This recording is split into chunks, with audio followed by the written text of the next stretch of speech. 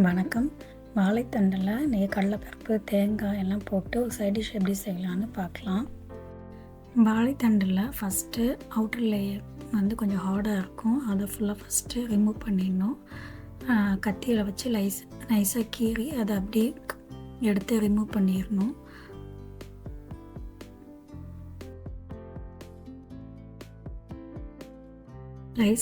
ஸ்லைஸாக ஷேப்பில் கட் பண்ணிவிட்டு அதில் உள்ள நாரெல்லாம் அப்படி கையில் ஃபிங்கர்ஸில் அப்படியே ரோல் பண்ணி க்ளீன் பண்ணி அதை எடுத்துக்கணும்.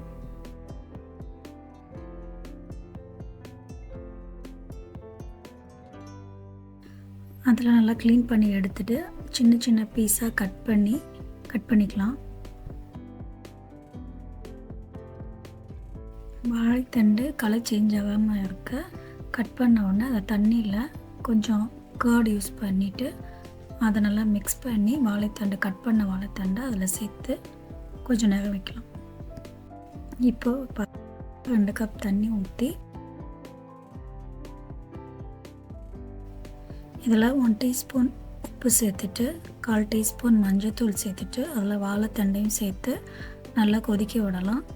அதோடு சேர்த்து 4 பூண்டு பழம் சேர்த்து 15 நிமிஷத்துக்கு வேக வச்சு எடுத்துக்கலாம்.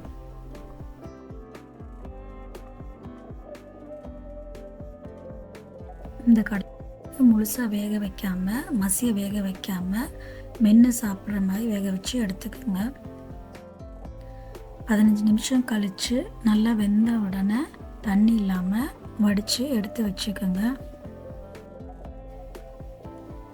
இப்போ பேனில் 1 டீஸ்பூன் எண்ணெய் சேர்த்துட்டு 1 டீஸ்பூன் உளுந்து 1 டீஸ்பூன் கடுகு எல்லாம் சேர்த்து நல்லா ஃப்ரை பண்ணிக்கோங்க.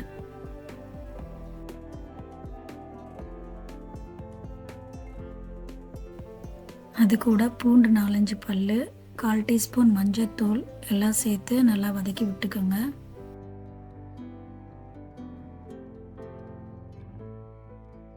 மஞ்சள்தூள் நல்லா ஃப்ரை ஆன உடனே கட் பண்ணி வச்ச வாழைத்தண்டை சேர்த்துக்கலாம்.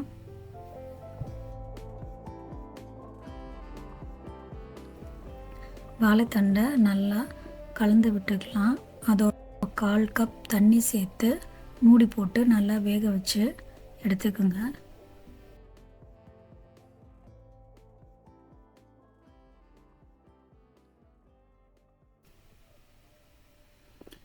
மஞ்சத்தூளோட 1 டீஸ்பூன் மிளகாத்தூள் சேர்த்து நல்லா கலந்து விட்டுக்கிட்டு கொஞ்சம் வேணால் தண்ணி சேர்த்து மூடி போட்டு நல்லா வேக வச்சு 10 நிமிஷத்துக்கு நல்லா வேக வச்சு எடுத்துக்கோங்க.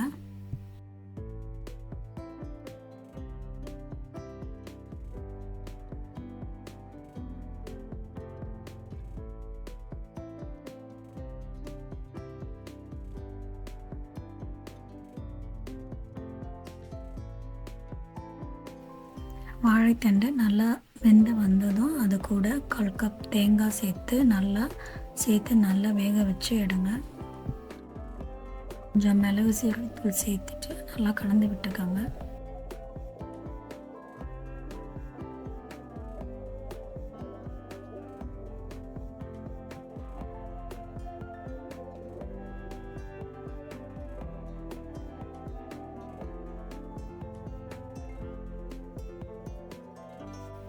தேங்காய் எல்லாம் நல்லா வதக்கியதும் அது கூட வேக வச்ச கடலைப்பருப்பை சேர்த்துட்டு நல்லா மிக்ஸ் பண்ணிக்கோங்க. 5 நிமிஷத்துக்கு அப்படியே சிம்லேயே வச்சு நல்லா வதக்கி விட்டுட்டுருங்க. சுவையான வாழைத்தண்டு ரெடி ஆகிடும்.